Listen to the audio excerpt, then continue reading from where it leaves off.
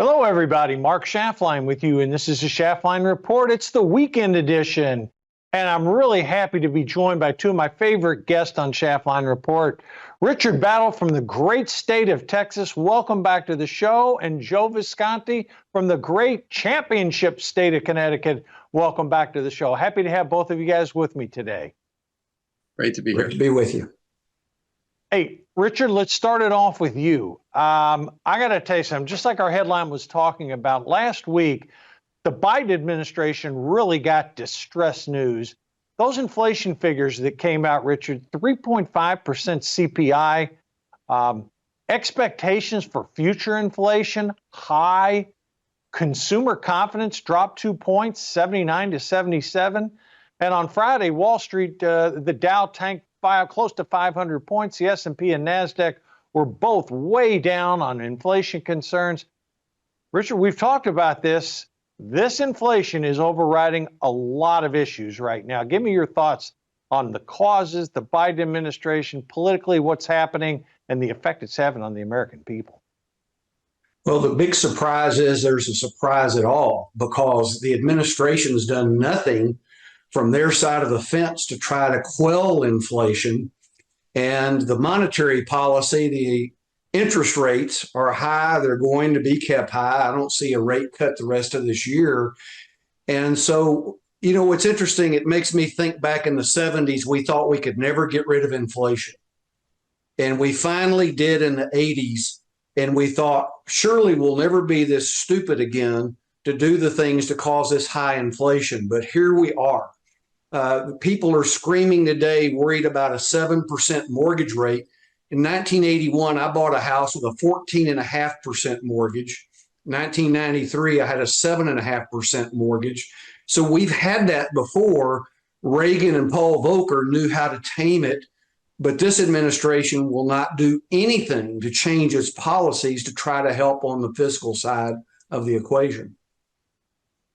Joe, it does seem like they're doing all the wrong things. I mean, what are the people in Connecticut saying to you? You're a man of the people. You're out and about talking to them.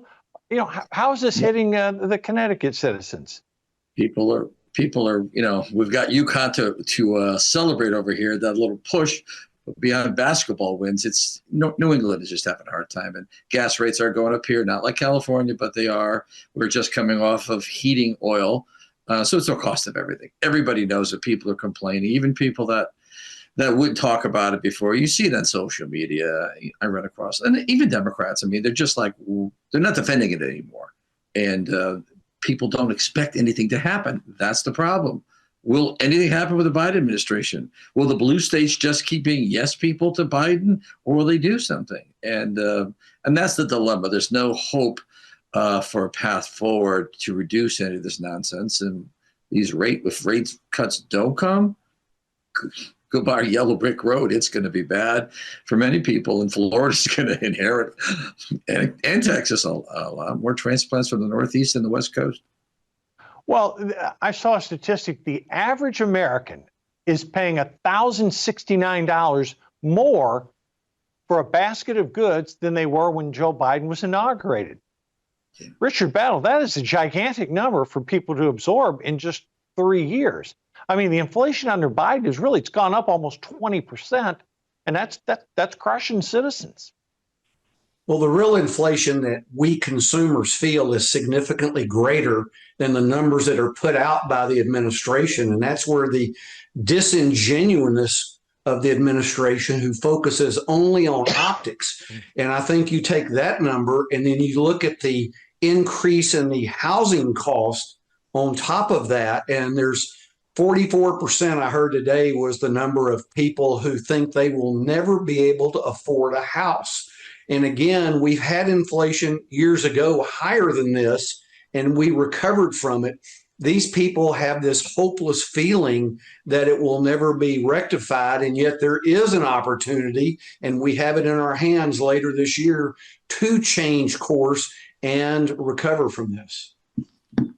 Joe, Donald Trump is up by 20 to 25 points over Joe Biden on how he would handle the economy.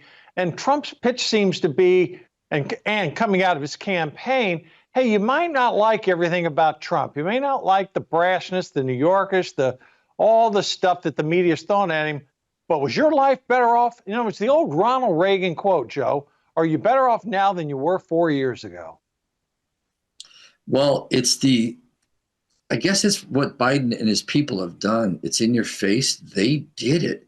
And so this is a new thing. Most of the times in politics for our lifetime, you would never see someone owning the things that the Biden administration is doing. And they can keep their brain dead voters on the left, brainwashed with red meat or whatever. But they did this intentionally. This was done, and everyone knows it was done. And these are the so-called experts, the Democrat Party, academia, news media, all of it. And so all of this was put in. It was done in front of us. That's the rub. Really, it's the rub. And people don't know. Yeah, that's why I said on a show a few weeks ago that I think most people have decided they're going to stay home, they're going to vote, and who they're going to vote for. I don't think there's many others that are, numbers are going to move a little bit, but it's not going away. And Biden isn't going to be able to do a thing about it. He refuses to. Well, what'd you make about David Axelrod's comments? He was an Obama advisor. Axelrod's sort of your center-left type Democrat. He's not a far left-wing radical. And, he said, quit talking about Bidenomics. I mean, your average person, he's sitting out there talking about a chip factory in Chandler, Arizona. He's talking about, all kind of infrastructure bills. We're building bridges. The problem is, you can't eat a bridge. You can't live in a bridge. You can't put a bridge in your car. And the things that are really hurting Americans are the, continued cost to either own or rent real estate. Insurance is going through the roof in a lot of parts of the country. Gasoline prices, they're completely bass-ass backward. And, you talked about gas going up in the Northeast. I literally filled up yesterday, and I didn't put premium unleaded in my car, $5.59 a gallon. Premium unleaded was $5.79. Joe, I think that would shock other Americans if they realized, what people are actually paying. The other thing is this is a mountain of debt from the federal level, state level, local level, your own personal level, bank accounts, retirement funds. People are watching this long-term tidal wave coming at them, and they've been watching it, and it's coming. It's not going to dissipate, and everyone's feeling it. 60, 70% of the public doesn't have, probably 70%, $1,000. They couldn't get their hands, as you know the numbers, on $1,000 if there's a problem with the car. Or the hot water heater goes. And, up here in the blue states, they do one thing good because they know they do this. There's lots of safety net programs, but that starts to bring you right into, being a welfare recipient or living on the dole. And that thing people don't want. And so the seducing people slowly will give you some water bills up here like California. Crazy. Water, energy, everywhere you look. And it's a long-term thing after COVID. It's not stopping. And we need really, America really needs to know what's happening. They don't. And so it's every man for himself right now. And it's not pretty. Richard, you have referred a couple times to inflation in the 70s and 80s. And as I recall, it took Federal Reserve Chairman Paul Volcker to raise, get this, folks, he had the prime rate at one point at 18%. And Richard, he took a lot of heat from the politicians, but Paul Volcker, remember, he was guy's about 6'8", smoked a cigar, big burly type guy, and he knew more than all of them combined. So he stuck with his game plan. And, we've got a lot of people on Wall Street sort of praising Federal Reserve Chairman, current Fed chairman. And I don't know if that's premature praise or not. I mean, I think he's done a good job getting inflation down from 9, where it was ridiculous, down to the 3.5 level. But a lot of people on Wall Street got nervous, and they were expecting anywhere up to 6 rate cuts this year, Richard. And I'm starting to see the current Fed chairman play a little more Paul Volcker in his quiver than, maybe a lot of people on Wall Street thought. Well, I think that Volcker, and I'm glad you brought it up, I think that he realized that you had to get the interest rates up higher than the inflation rate to finally get the economy slowed down enough to kill the inflation rate. And whereas currently Powell, I believe, has tried to go down the middle of the road and raise rates some, but they've been afraid to raise them so high that they could get them above the real inflation rate, which I believe is between 5 and 10%. I think that's what we see in real life every day, and not these inflation rates that Washington tells us about. And until we do that, I don't think inflation's going down, especially when the government continues to spend so many dollars, because as we all know, inflation's too many dollars chasing too few goods. And until we change that equation, we're going to get more of the same. Well, I want to ask you this. I'm going to come to the effect that all the 10 million plus illegal aliens that have come in the country under Biden and $2 trillion deficit spending will do. But I want to ask you something, Richard. You had a congresswoman from the great state of Texas. I can't remember what district she's from, but she was an African-American congresswoman, and she was suggesting that Black Americans should no longer pay income taxes, reparations for slavery. Richard, how did that go down in the state of Texas? What were the general populist feelings about someone suggesting reverse racism here in 2024 to pay for the sins of something that happened back in the 1860s? Well, that's another of those ideas that sounds good to a group you're pandering to, but no one else. And it's almost as ludicrous as this basic uniform or universal income idea that people, including Elon Musk, are touting to pay people a certain stipend every month not to work. And there's no economic basis for that to help the economy either, but that's being floated out there.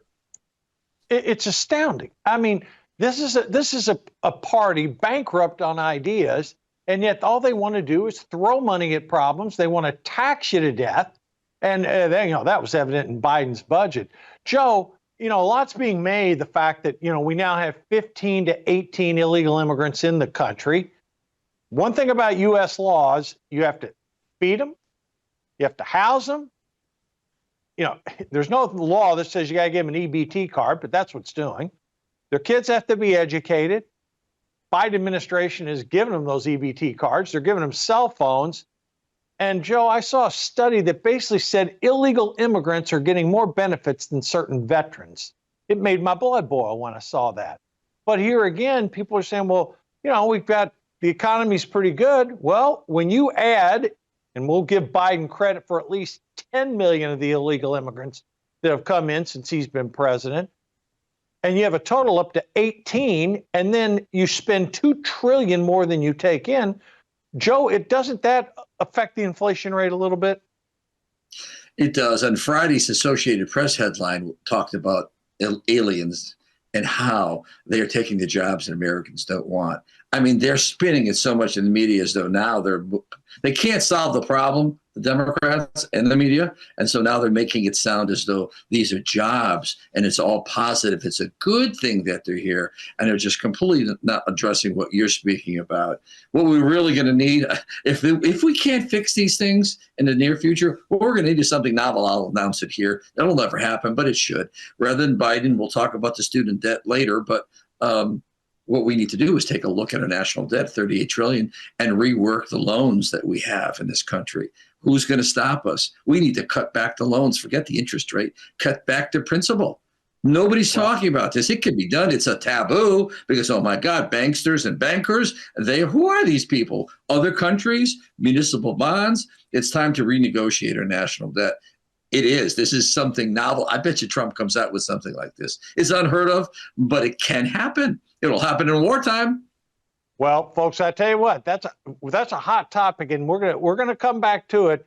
Be back in 60 seconds, and we're gonna follow up with what Joe's idea is.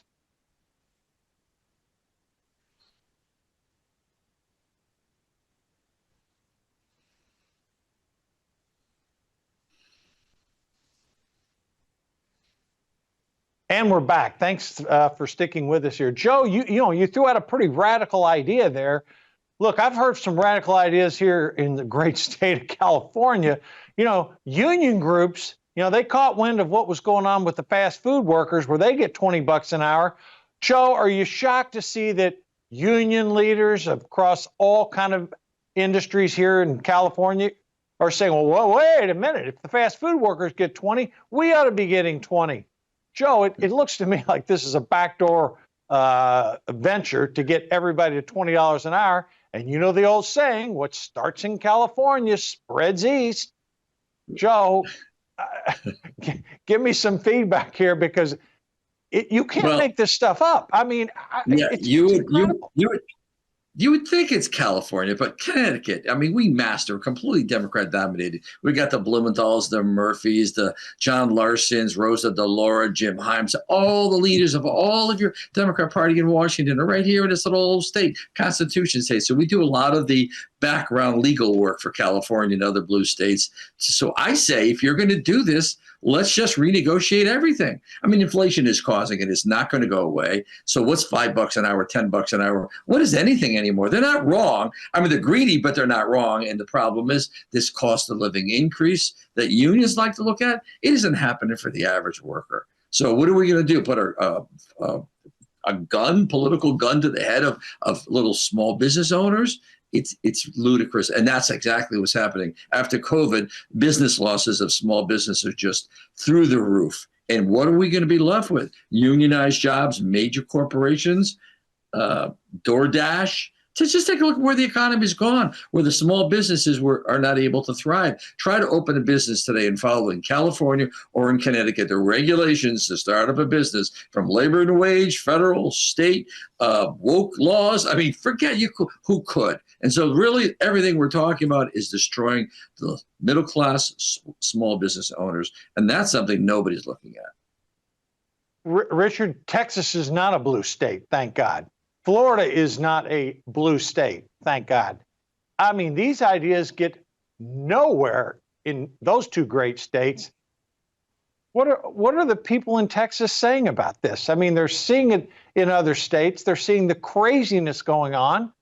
What are they telling you down in Texas? Well, I think the thing that displays is a perversion of free enterprise. And the minimum wage is $7.35. And yet nearly every job pays more than that. I see in my school district, they're paying $25 an hour for school bus drivers. So the economy is greater than $7.35. Yet when you hear unions complain and want to raise the minimum wage, you wonder, well, why are they complaining if people are making more than the minimum wage? And the answer generally is that unions tie their scale to minimum wage. And every time minimum wage is raised, unions automatically get bumps. I'm not sure, but my guess is California did something like that with a $20 an hour fee as well. And unions out in California were able to bump their scale on top of the $20. The question is, why 20? Why not 50? Why not 100? There's no economic basis for the number they come up with. They pull it out of thin air, but it also never satisfies the group that's asking for it, because if you give it to them, they immediately start demanding the next level up. Yeah, I mean, it really is crazy, because I saw a story the other day. You know, a couple pulls into a McDonald's, burger, fries, Happy Meal, a couple drinks, and they said $59, and the people were astounded. Well, I mean, when you require $20 an hour for a job that traditionally is not paying $20 an hour, you're going to have problems. So, hey, I mean, it's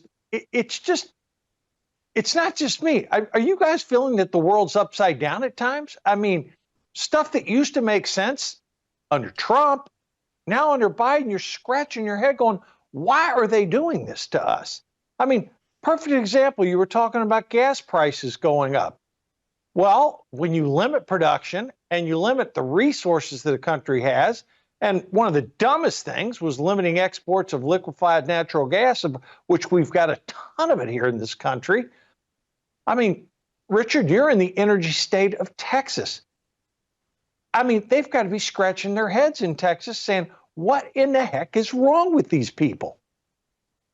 Well, they definitely are. And I tell you, a summary for what we talked about the last couple of minutes is one of my favorite Thomas Sowell quotes.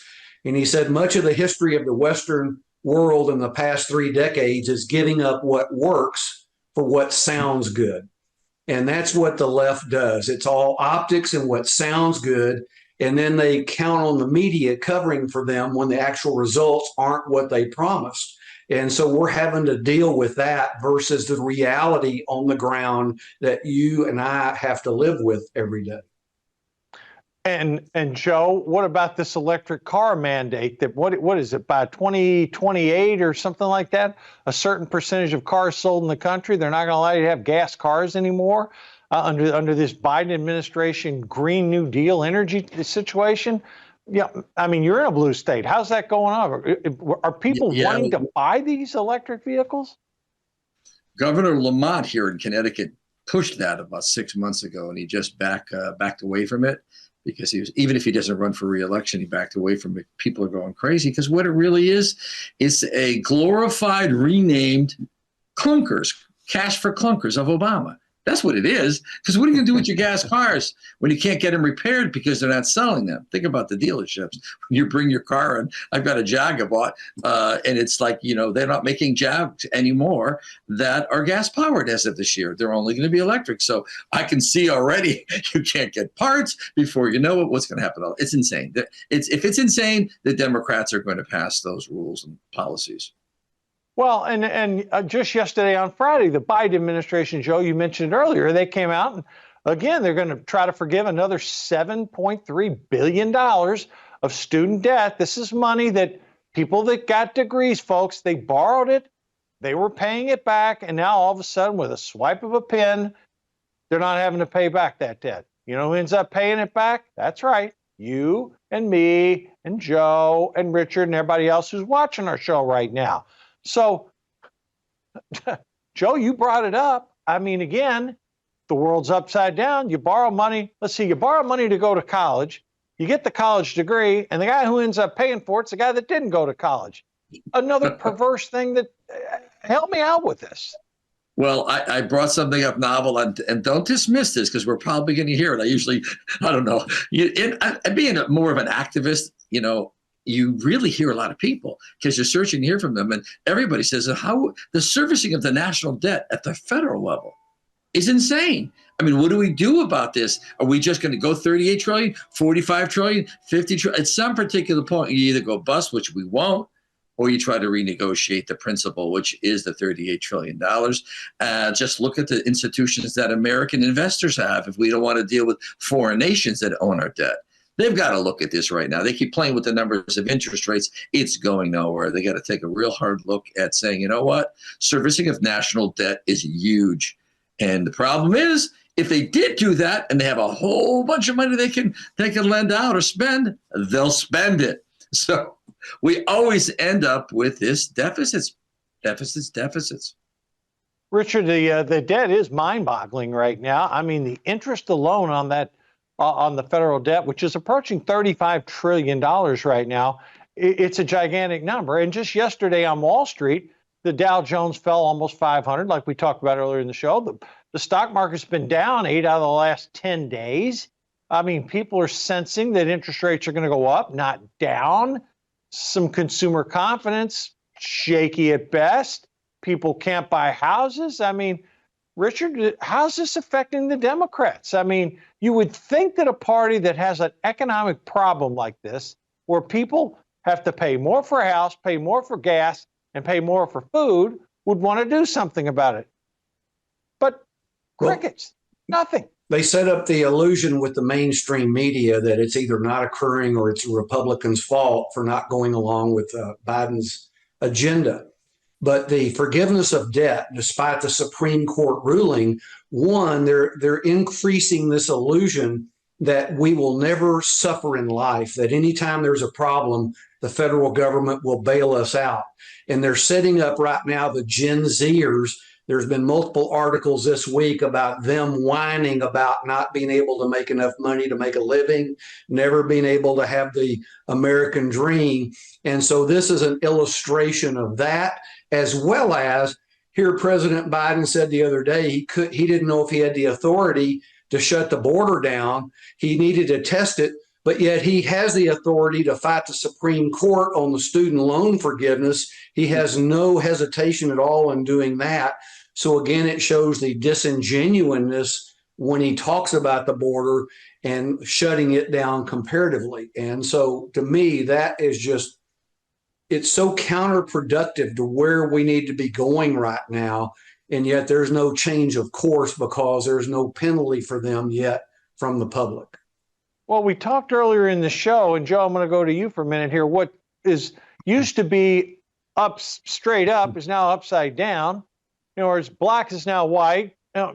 Green is now red. I mean, I'm looking at all these policies from, the stuff with the cars, the stuff with, limiting oil and gas production, not allowing LNG shipments to Europe. Our policy, let's get into this real quick. Our policy towards Israel. I mean, to me, it's all political. Joe Biden is losing Michigan. He's got a block of Muslim American voters who are just saying no to Joe.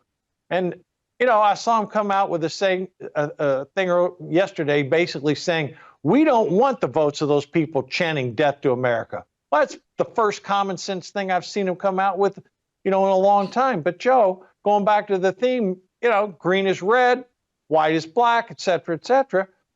I mean, how do you make of this Israeli policy? I mean, telling the Israeli government that, no, you can't do this. And yet we still are delivering arms to Israel. And as word broke yesterday, we're sending, some significant warships off the coast of Israel. The United States is trying to warn the Iranians not to attack. And the U.S. is warning Israel an attack is imminent. Joe, you're our resident expert, on this. What say you about it? I hope Israel's still there. I want to go back. I was there in 2018 when they moved the embassy. It's a beautiful country, and the Israelis and the people are just so open. There's so many Christian people that come over. Tourism is huge in Israel. People don't even realize it, of Christians from all over the world, and they're welcomed there. But Biden, basically, here's what it is. It's a two-faced solution.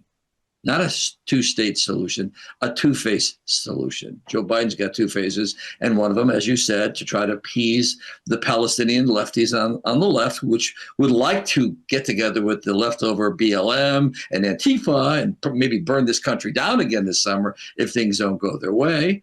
And he can't risk that in Chicago in his August convention, because that could happen like in '68. And on the other hand, he wants to stand with Israel. The problem is that Israelis and American Jews really need, this is their moment to stand up and say, never again, like make America great again.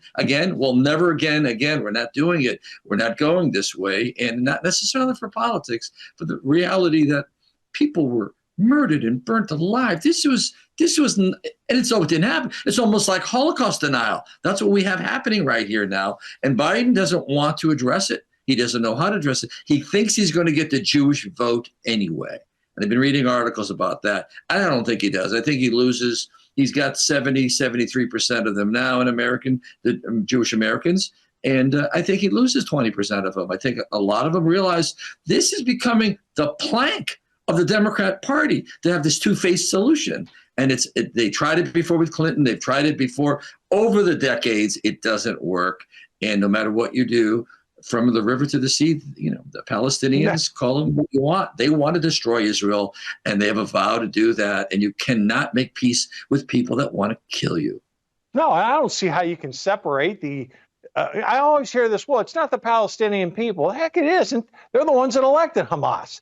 Richard, give me your take on the Israeli situation right now, with Biden clearly telling Netanyahu what he wants to do. And really, to the Israelis' credit, they, for the most part, said, we're going to run our own war here. Well, first, I agree with what Joe said. Second, Saul Alinsky's tactic, which I thought Obama was the master, but I think Biden is using the tactic that really alarmed me when I first studied him many years ago, is you tell your enemies what they want to hear and then do what you want to do. And that's what Biden is practicing. And he's trying to have both sides. He's trying to get the Jewish vote and the pro-Hamas or Palestinian vote as well, which is pretty difficult to do. But even more alarming, we have funded and we are enabling funding for Iran. And that's what's been able to support all of this effort against Israel and against us from all these proxies that are fighting us in Israel right now. And President Trump had declared the Houthis and Iran and others terrorist states and had frozen funding, and they were withering on the vine, waiting. They didn't have any ability to make money. And then Biden comes in and rescues them financially.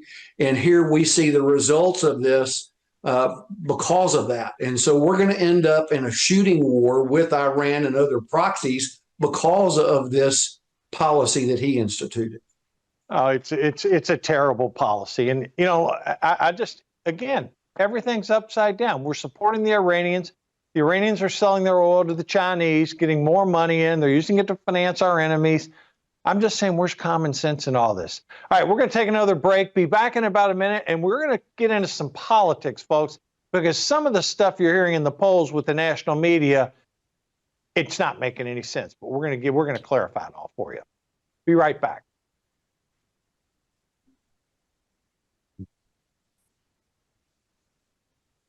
Ready? Richard, there's been some polling come out in recent days, particularly in Pennsylvania, that shows Joe Biden leading Donald Trump in Pennsylvania. It's the one swing state where he is ahead right now. And you've seen the betting markets where Trump was ahead. Now it's virtually tied, 45-45 on the betting odds. But something's not making any sense here. I keep hearing commentator after commentator, poll after poll, whether it's left, center, or right, saying President Trump is picking up support among African-American men and Hispanics, men and women. And yet both those things can't be true. In other words, Trump can't be picking up core constituencies of the Democratic Party and the race tighten. I mean, what's going on here? Because that doesn't make any sense to me. Pennsylvania, I get. Pennsylvania, about the only time we ever won it was 16 when Trump won. Other than that, it's been fool's gold for us. What do you make of the polls right now relative to the support among black men and Hispanics and the race actually tightening? Do you believe it, Richard?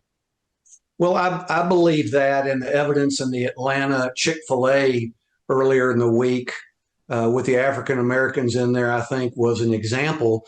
But as we've discussed with you before, there's two basic principles, I believe, in the polling. One is dead people and illegal voters are never polled.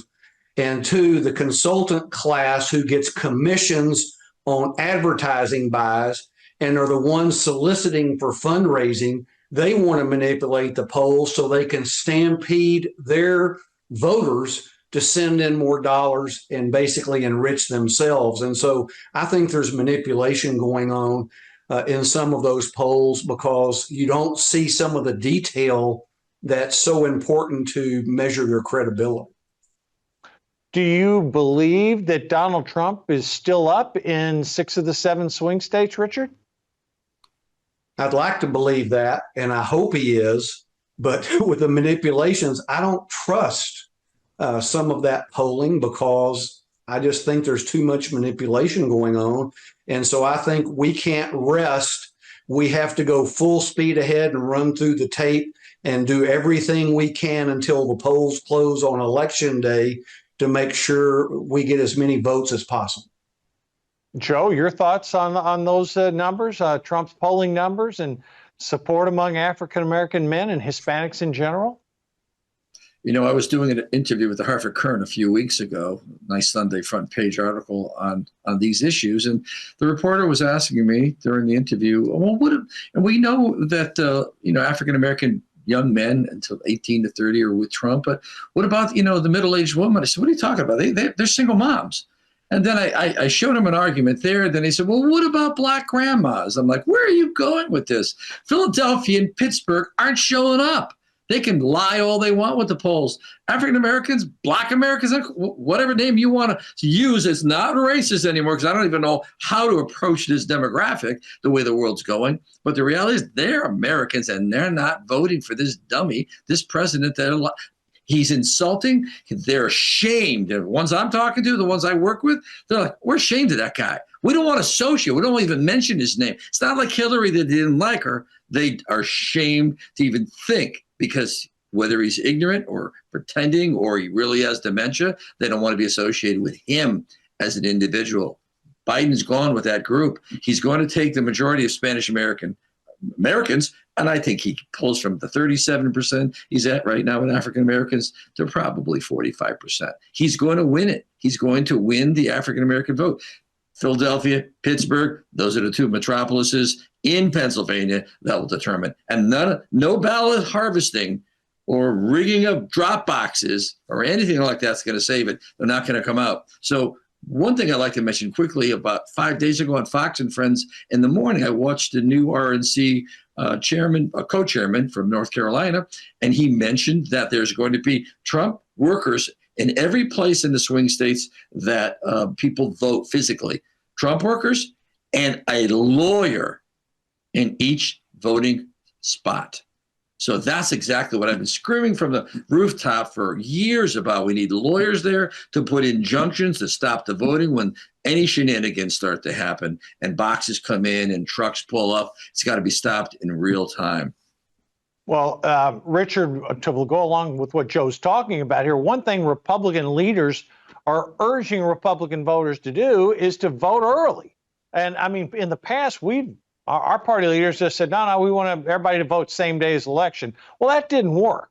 I mean, that proved not to be a good story, because, you get a lead, and then, all of a sudden you lose Pennsylvania by 600,000 votes. So, Richard, have Republicans learned their lessons from what happened in 2020 so they don't make them in 2024? And to go along the lines of what you're talking, it seems to me that we have to have an overwhelming turnout among the Republican voting class and independents that are leaning right, to defeat whatever possible issues the Democrats could throw at us.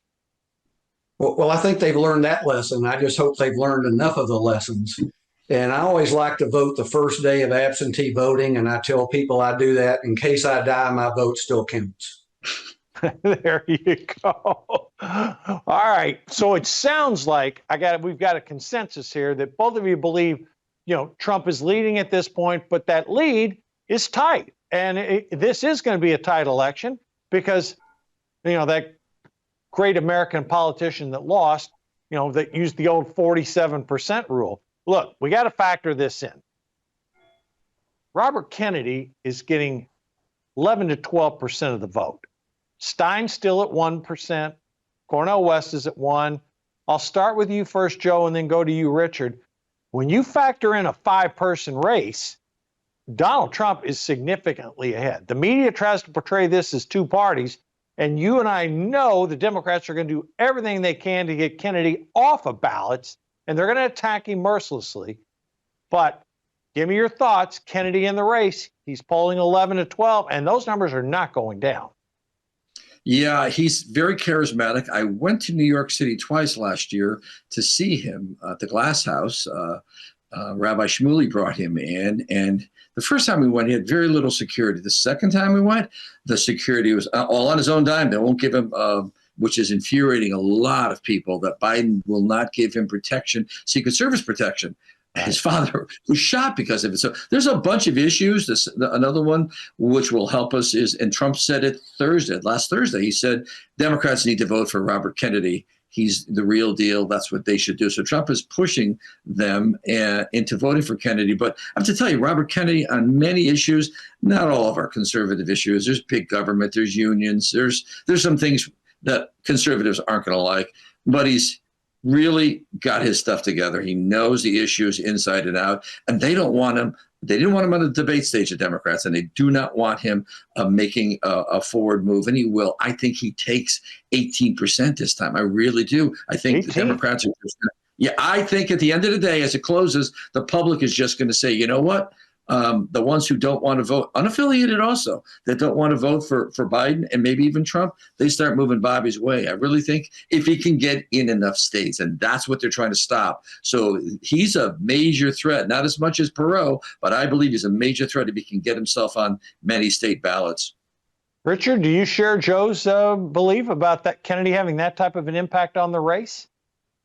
Well, I don't know about the number, but I think Kennedy and the other candidates take from Biden because they're going to take Biden voters or Democrats who can't stomach voting for Biden this time, although I don't think he's going to be on the ticket, as we'll talk about. And he'll also take never Trumpers who don't want to vote for Trump, but don't want to vote for Biden. And a never Trumper voting for Biden is worse than a never Trumper voting for Robert Kennedy. And so I'm hoping that he'll siphon enough off of both of them that it helps Trump. That's a really good point. I mean, clearly he's going to have an impact on this race. And it just seems just like everything else they do. You don't hear Trump arguing about Kennedy at all. He's praising Kennedy.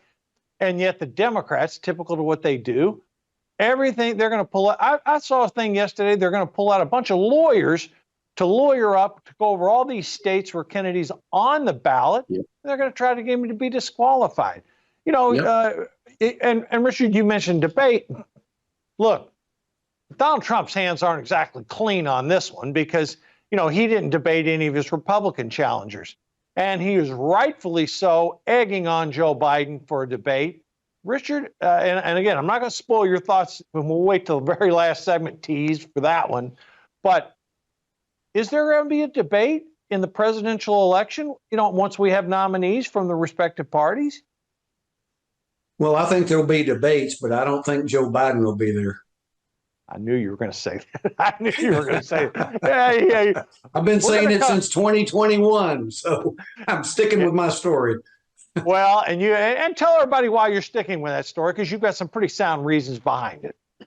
Well, I just believe he's shown signs of cognitive issues ever since he's been in office. The bad polling numbers, the things that he's doing now, there's just too much risk of some major issue with him between now and the election. He had the chance to back out like LBJ did through into March, which he hasn't done. But I think the convention is the perfect opportunity to offload he and Harris both, come up with a clean ticket, and then whoever comes onto that ticket will be on the debate stage.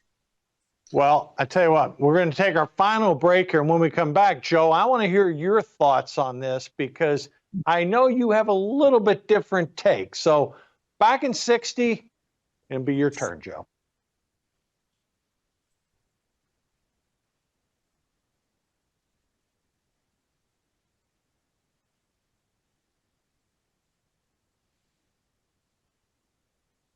And we're back. All right, Joe. So Richard doesn't even think Joe Biden's going to be on the ballot. He thinks they're also going to try to figure out how we get Kamala Harris, our esteemed vice president, graciously have her retire. Joe, the stage is yours. Who's going to be on the Democratic ballot? Is it going to be Joe Biden? I've been on your show a long time and other shows saying that it'll be Gavin Newsom at the end. So if nature takes its course, I think the Democrats have given up and they're going to let nature take its course. If Joe's good enough to stand on stage at the convention, he's not falling down, they'll probably go with it. But if nature starts to interfere and there's no way that he looks like he can even walk or whatever, then I think the Democrats will open up their convention a few weeks early, let everybody run for office. Nancy Pelosi will nominate her nephew, Gavin Newsom. He'll pick his own vice president, or maybe he'll even take Kamala and make peace. But at that point, that would happen. But I think what you're all not seeing is what's coming. And don't forget, you heard it here first. I see a one-on-one debate with President Trump and RFK Jr. Neither one has anything to lose. That's going to go down. That's going to happen in history. It's not going to hurt Trump. Bobby has his own limitations with speaking. Trump knows the family. I just think you're going to see that. I kind of went through that when I ran for governor on my own name against our Republican crazy nominee. And I was on stage with our Democrat governor. And one of the debates, our Republican nominee wouldn't show up because he was so weak and didn't know anything. And so I know what it's like when they bow out. And I can see, and they use the empty chair. They use the empty chair that Clint Eastwood used, if you remember that. And I see that happen. They're going to pull the empty chair out. Biden doesn't show, and Bobby Kennedy is just going to rise in the polls. People are going to love him, not the Republican conservatives, whatever, but the Democrats are going to go, you know what? Biden's losing and the poll numbers so bad. If we're going to lose, let's lose. There are Democrats who have a conscience, okay? And they are going to say, you know what? This is the guy. And as the history comes out at the end, let's call it August, September, October even, there's going to be all kinds of crazy stuff going on. But I see that clear as a bell in my mind's eye, Kennedy and Trump debating each other. Richard, are you in that camp? Can you sit here and see Trump and Kennedy and possibly Cornel West or Jill Stein on stage? I mean, the major networks wouldn't carry it, but boy, I mean, between all the social media outlets, the conservative media, Richard, any chance that Joe's theory becomes reality? Well, I think if Joe Biden is the nominee, I think that could happen very easily. And so the only Democrat debating, I think, would be a replacement for Joe Biden. And I used to have the theory they would pull the Gerald Ford routine that they had with Nixon back in the 70s, and they would replace Harris, and then whoever they replace Harris with, they'd get the president out and put that person in and run them as an incumbent. But that time's passed, and I was wrong about it. And hopefully I wouldn't mind being wrong as long as the November results are right. Well, but Kamala, go ahead. I got one quick thing to say about the debate. I think Trump will invite Bobby, and maybe it'll be on Twitter Spaces or it'll be launched on Tucker. I can see them both sitting. They're not going to, the networks will probably pick it up. They'd have to, at least parts of it. But what will happen is Kennedy and Elon, and he'll stay out of it, but they'll just host this thing. And it'll be insane. We have to think outside the box. The old media world and empires are over. And we're in the middle of them emerging into something completely different. We're witnessing, and Trump will be on Twitter and all platforms. But with Kennedy, you're going to look at 200 million views.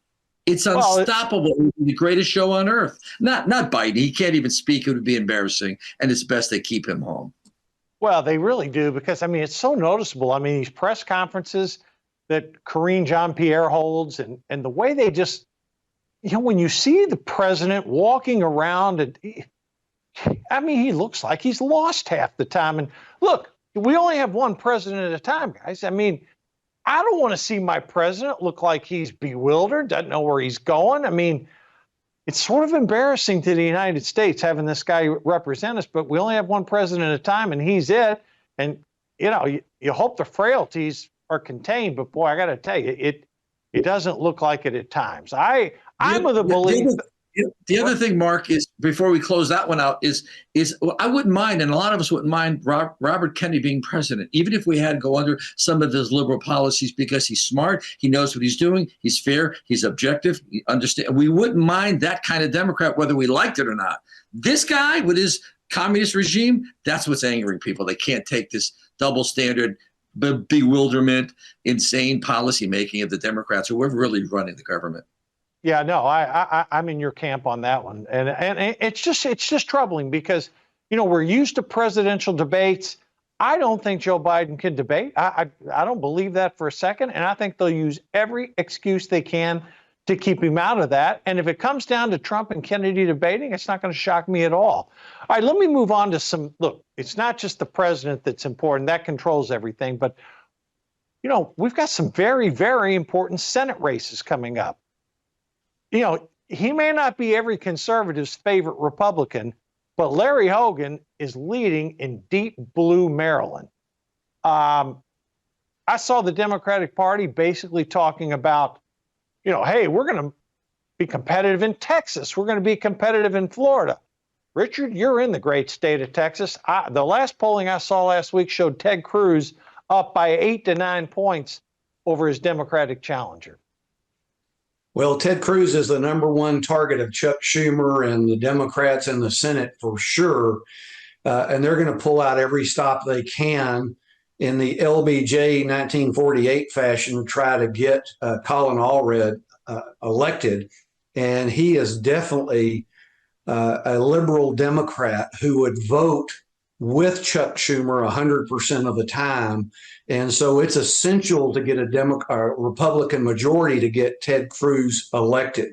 And I think he is a solid conservative, unlike our other Republican senator from the great state of Texas. There's no question on Ted Cruz's conservative values. Absolutely. Joe, any bones to pick with Ted Cruz, with Larry Hogan in Maryland? Rick Scott looks like he's up at least 15, 18 points in Florida. They are. They'll do what they need to do. And we're way past picky uni things anymore about any candidate. If they're Republican, we really are, unless they're completely a Democrat or like Kissinger and things like that. But we're doing good. I think we're going to do better in the Senate than people are realizing.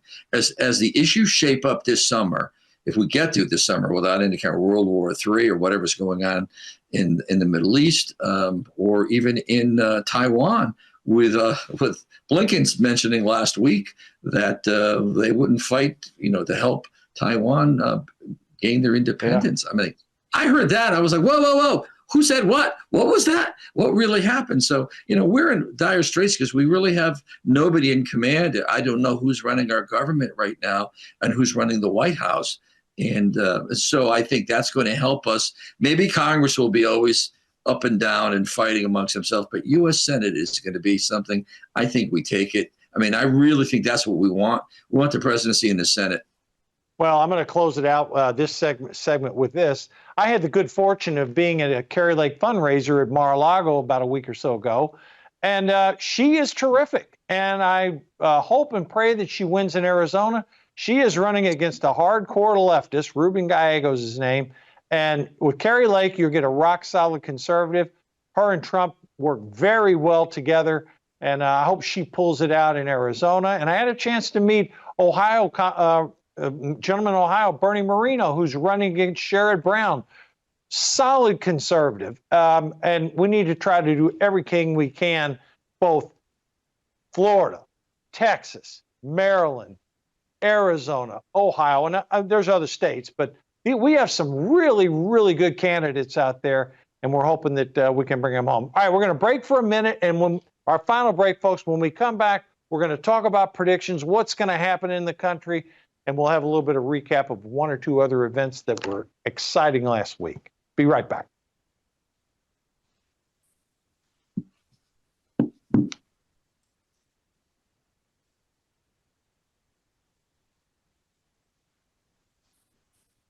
All right, Richard, I'm going to go to you because you mentioned to me when we were doing a little bit of show prep that you could talk about what's happening at the border for hours. Now, you're not going to have hours, but I am going to give you a couple minutes here. Again, this is the second major issue behind the economy that people are voting on. So, Richard, give me your summary of it. And then, Joe, we're going to go to some predictions after I hear Richard's border stories. Well, first thing is I think the border issue is the number one issue, and a subset of the border is the economy because of the cost to local and state taxpayers for all these illegal aliens who are coming in. There's four major issues off the border. One is national security. Two is our financial security and the economic impact from that. Three is our health security as we see diseases that we eradicated years ago. And four, we're seeing our culture destroyed and the assimilation destroyed that we had in our country. And what's infuriating to me is that our administration is not only allowing, but we are funding illegal immigration. We are indirectly paying cartels to bring people into the country through the non-government organizations. And that's what's infuriating. If we stop this today, if we shut the border down today, this would still be a generational problem for us because of the people here and chain migration, which would come if you do not have a deportation program. And so that to me is why this is the number one issue, and it should be the rest of this election year because of those multiple impacts, including the economy. Richard, I agree with you on that. I mean, I think it is the top issue. I mean, pick the issue that's most important as an individual voter. The border issue, the economy, they do sort of go hand in hand together.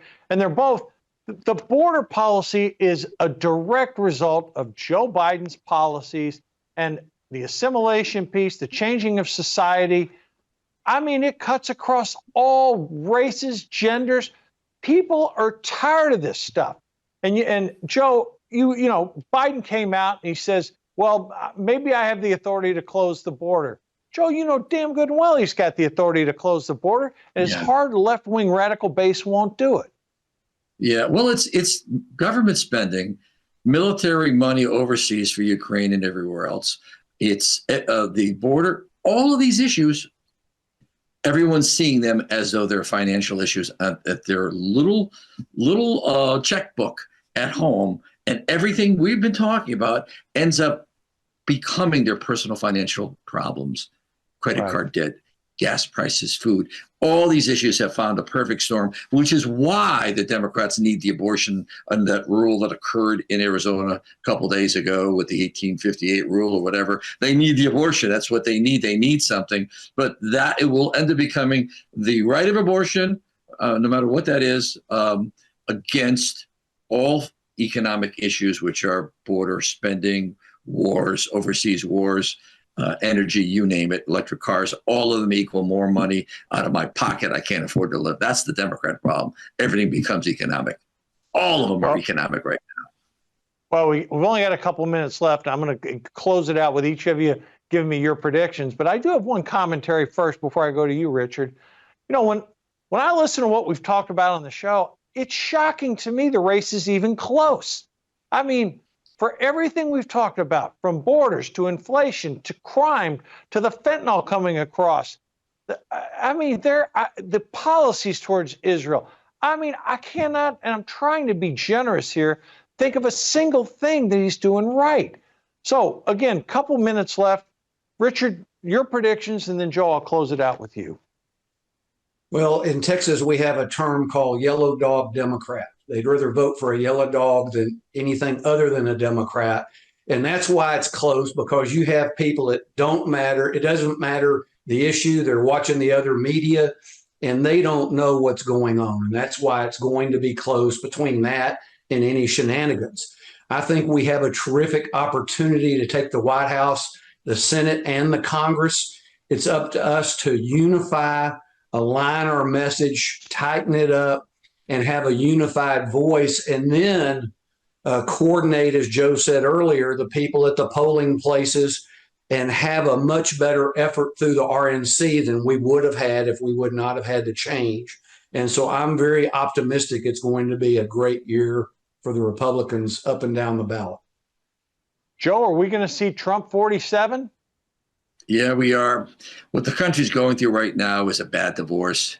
Then there's mediation, and the couple won't come to the table. Okay. Then there's arbitration, the couple won't come to the table. And you're basically going to have an election, which is a trial. It's not an election, it's a trial. We want to talk about trials, what Trump's going through. This is a big trial. And everybody's going to bring the evidence, and they're going to bring the receipts of what's occurring. Everybody knows. There's just a lot of people that are voting blue because they're going to stand with their brand no matter what. No matter the country, and it's a sad narrative that this is occurring. But I believe Trump takes this. I think his pick is going to be someone like Ben Carson. I don't think he's going to go for a woman, even though people think he needs the women vote.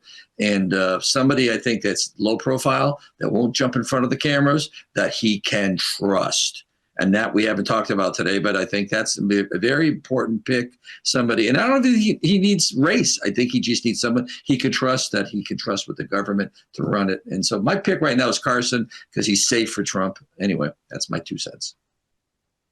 Well, on that note, and Richard, I'm going to come back to you for 30 seconds. Who's your VP selection for Trump? Wow, I think Joe's suggestion about Carson, I've not even heard his name floated, but I think that's a very, very interesting pick. I agree with him that I don't think it has to be a woman. I hope it's someone trust would be the number one factor that I think that he should have. Carson would be great.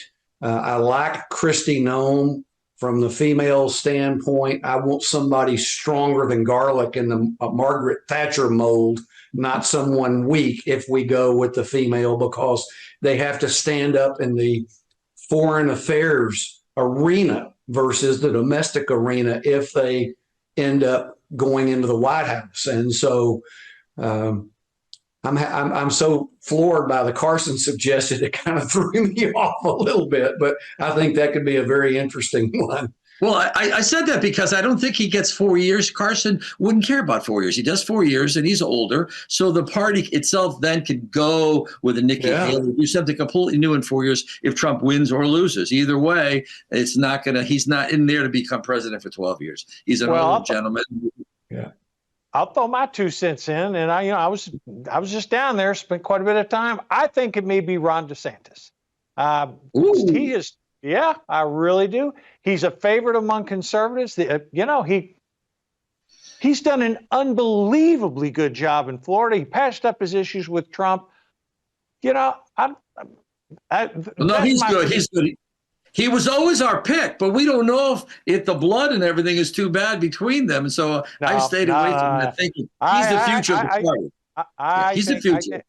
I think there's a good chance here. Listen, I want to thank both you guys. Joe from the great state of Connecticut, Richard from the great state of Texas. You're both 2 solid Republicans. Love having you on the show. Thank you for joining me today. And folks, we'll close it out with this, with a shameless plug for Patriot.tv. We will be at the Republican convention. I can't tell you about the Democratic one yet. We don't exactly drink their cup of tea, if you will, but we shall see. But we will be at the Republican convention. Thanks for viewing. Thanks for listening. Patriot TV all the way. Enjoy the rest of your weekend.